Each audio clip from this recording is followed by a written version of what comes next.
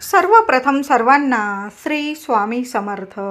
स्वामी महाराजांच्या कृपेने तुमच्या सर्व चांगल्या इच्छा पूर्ण होत ही स्वामींचरणी प्रार्थना करते आणि आजच्या व्हिडिओला सुरुवात करते. प्रत्येकाला मनात प्रश्न असतो, माझे इथं काम होईल का, मी इथं जाऊ का, मला नोकरी लागेल का, नोकरीत प्रमोशन पगारवाढ होईल का, या गावात माझी बदली होईल का, माझ्या मुलाचे लग्न या मुलीशी करावे का, किंवा माझ्या मुलीचे लग्न या मुलाबरोबर होईल का, जुळून येईल का, मुलगी माझी सुखाने नांदेल का, मला या महिन्यात दिवस राहतील का, या व्यक्तीला मी पैसे उसने द्यावे का, किंवा यांच्याकडून मी पैसे उसने घ्यावे का, मुलाने मुलीने परदेशात किंवा परगावी जाऊन शिक्षण किंवा नोकरी करावी का, इथे मी घर बुक करावे का, ती वास्तू मला शुभ ठरेल का.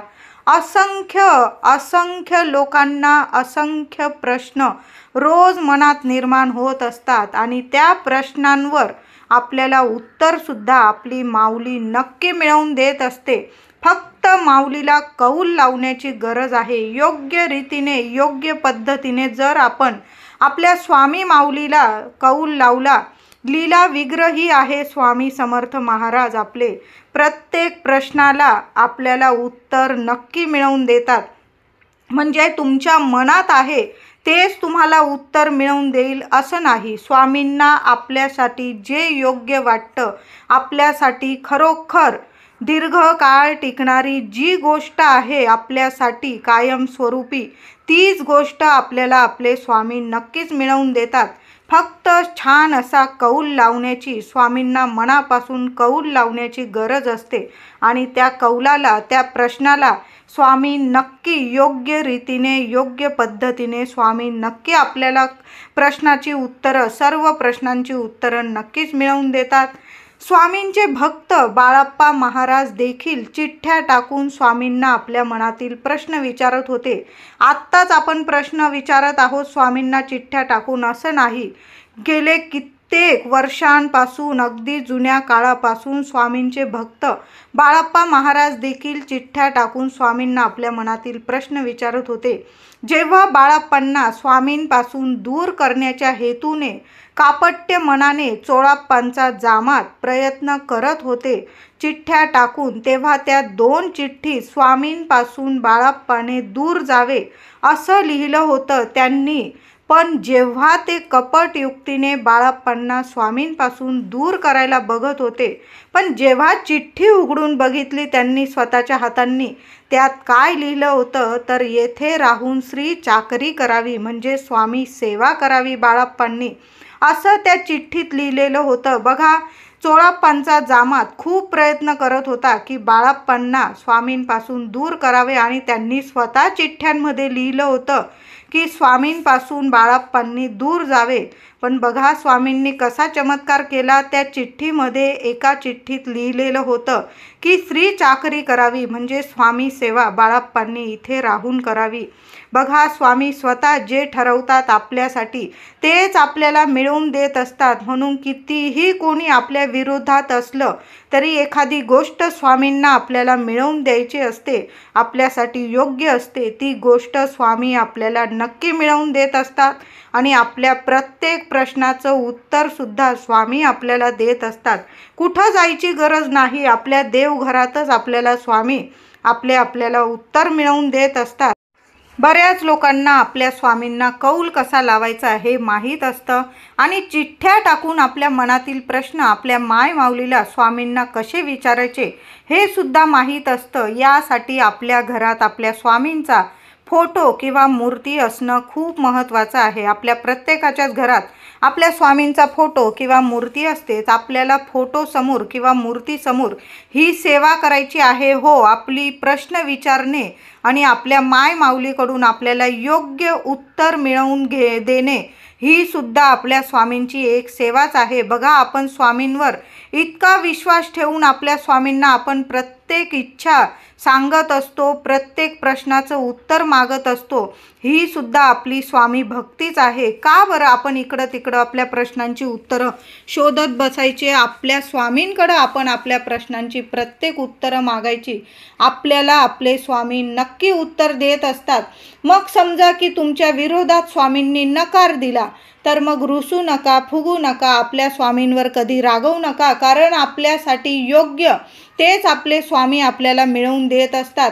मग समजा तुम्हाला एखाद्या गोष्टीला नकार आला, पण त्या गोष्टीतून जर तुमचं नुकसान होत असेल, तर स्वामी तुम्हाला तिथंच थांबायला सांगत आहे. म्हणून ती गोष्ट अजिबात सुरू करू नका.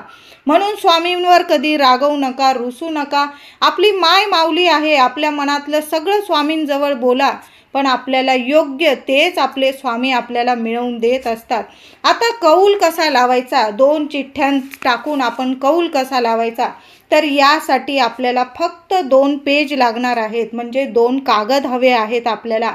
आपण जे मुलं जे अभ्यास करतात ज्या वहीत वगैरे, त्याचे कागद घेतले तुम्ही तरीही चालेल, पण तुम्हाला सेम कलरचे सेम कागद घ्यायचे आहे. एक पिवळा घेतला, एक लाल घेतला, एक पांढरा घेतला, एक असा घेतला, असं करू नका.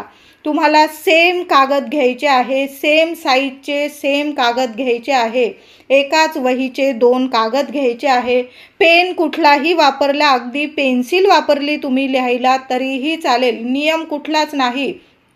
कुठल्याही वेळी तुम्ही स्वामींना कौल लावू शकतात. स्वामी सेवा करायला कुठलाच नियम वेळ काळ नसतो. फक्त दुपारी 12 ते 12:30 कौल लावू नका. बाकी दिवस रात्र बघू नका. तुम्हाला जेव्हा वाटेल तुम्ही अडचणीत आहात, तुम्हाला तुमच्या प्रश्नांची उत्तरच मिळत नाही, तर सरळ उठायचं आणि आपल्या स्वामींकडं हातपाय धुवून घ्या, आंघोळ करून घ्या आणि स्वामींपुढे बसून स्वामींना कौल लावा. अमावस्या पौर्णिमासुद्धा स्वामींची सेवा करण्यासाठी कुठलाच नियम नाही. तर आता आपल्याला 2 चिठ्ठ्या कशा तयार करायच्या तुम्हाला सांगत आहे. तर 2 कागद घ्यायचे आहे. पांढरे घेतले किंवा त्यावर रेषा असल्या कुठलाही कागद घ्यायचा, पण सेम घ्यायचा आहे तुम्हाला. आता तुम्हाला एक उदाहरण देते की तुम्ही त्या चिठ्ठ्यांमध्ये तुमची इच्छा कशी लिहायची. समजा मुलासाठी किंवा मुलीसाठी तुम्ही स्थळ बघत आहात. इथे स्थळ जमेल का, होय किंवा नाही. तुम्हाला एका चिठ्ठीमध्ये लिहायचं आहे होय आणि एका चिठ्ठीमध्ये लिहायचं आहे नाही. असं 2 चिठ्ठी तुम्हाला लिहून घ्यायचं आहे. किंवा तुम्ही पुणे किंवा मुंबई इथे स्थळ बघत आहात, मुलाचं किंवा मुलीचं. मग तुम्ही एका चिठ्ठीमध्ये पुणे आणि एका चिठ्ठीमध्ये मुंबई या गावांचे नावं जरी लिहिले तुम्ही किंवा होय नाही लिहिलं तरीही चालेल. आणि त्या दोन्ही चिठ्ठी नीट दुमडून घ्यायचे, ते कागद नीट चिठ्ठ्या तयार करायच्या आणि स्वामींच्या फोटोसमोर दिवा अगरबत्ती करायची आहे आणि त्या चिठ्ठ्या स्वामींजवळ ठेवून द्यायच्या आहे. असं नास्त व्हायचं आहे. मनापासून प्रार्थना करायची की मला माझे स्वामी नक्की योग्य उत्तर नक्की मिळवून देतील. आणि तुम्हाला स्वामींसमोर बसून 11 माळी श्री स्वामी समर्थ, श्री स्वामी समर्थ मंत्र जपायचा आहे. दिवा अगरबत्ती करून घ्या आणि मंत्र जपायचा आहे. आता 11 माळी तुम्हाला जमलं नाही, किमान 1 माळ तरी आपल्या स्वामींची मनापासून जपायची आहे.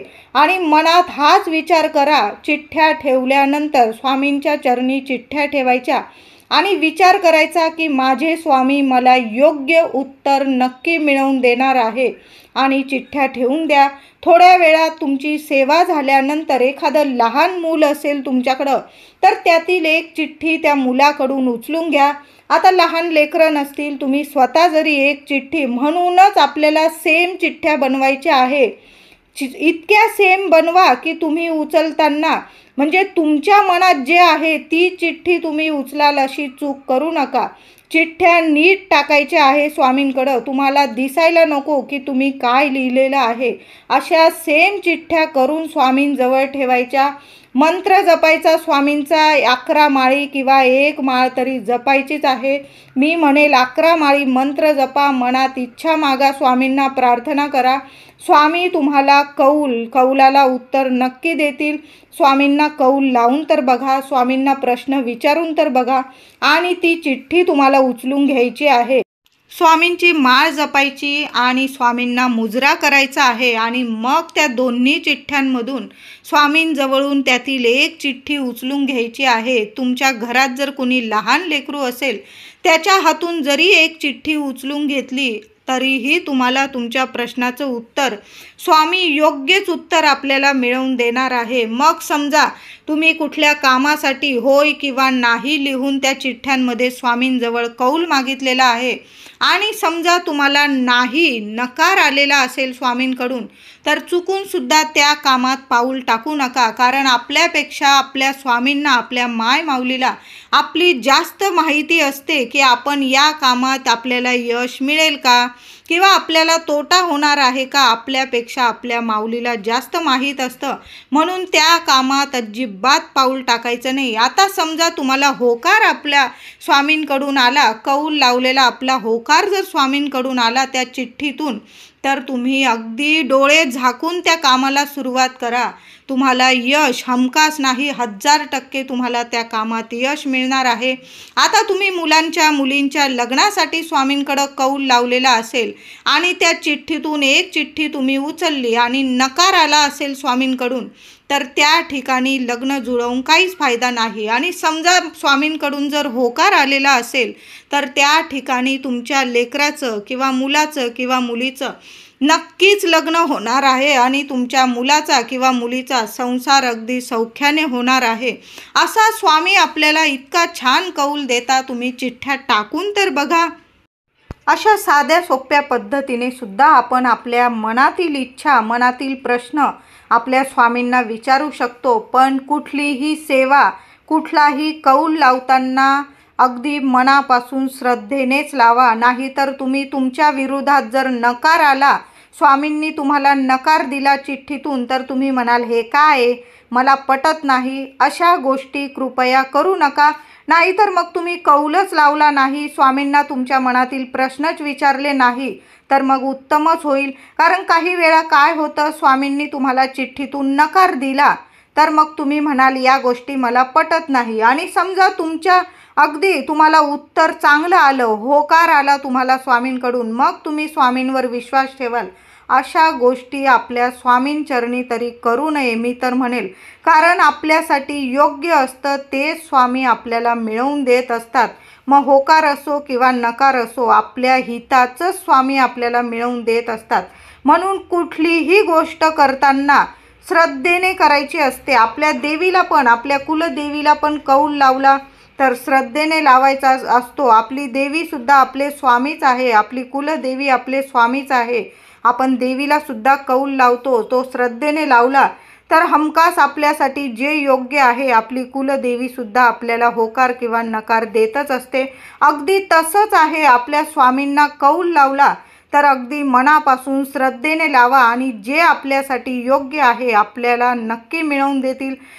तर अशा पद्धतीने स्वामींना कौल लावून तर बघा, 2 चिठ्ठ्या समोर ठेवून तर बघा, स्वामी योग्य आपल्याला उत्तर नक्की मिळवून देतील। आता आपण चिठ्ठ्या स्वामींसमोर ठेवणार आहोत, कागदसुद्धा सेम घ्यायचे आहे आणि दोन्ही कागदांवर आपल्याला एकच इच्छा लिहायची आहे। आता तुमचे 4-4 प्रश्न असतील, एकाच दिवशी स्वामींना 4 प्रश्न विचारायचे नाही। स्वामींना 2 चिठ्ठ्यांमध्ये आपली एकच इच्छा लिहायची आहे आणि खाली होय किंवा नाही लिहायचं आहे। मग तुम्ही मुलांविषयी, तुमच्याविषयी, पतीविषयी, घरदाराविषयी, मी इथं घर बुक करू का नाही, हे तुम्हाला दोन्ही चिठ्ठ्यांमध्ये लिहायचं आहे। एकच प्रश्न एका दिवशी आपल्या स्वामींना विचारायचा आहे।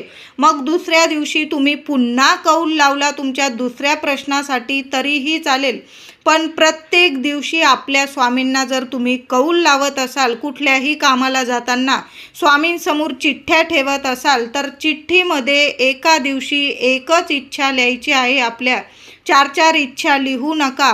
मग बघा, स्वामी आपल्याला नक्की योग्य उत्तर नक्की मिळवून देतात।